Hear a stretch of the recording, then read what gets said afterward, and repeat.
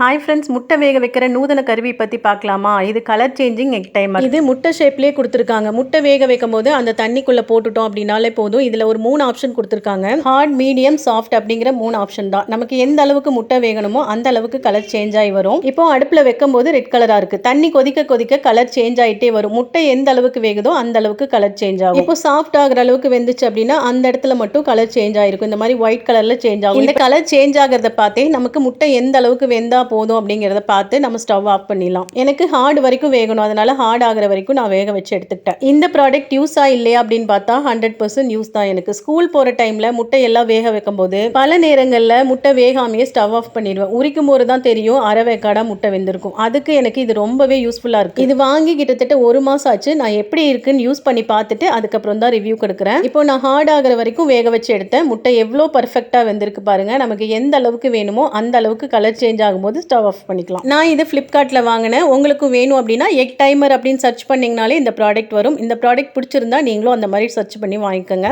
இதோட price 200 something தான்.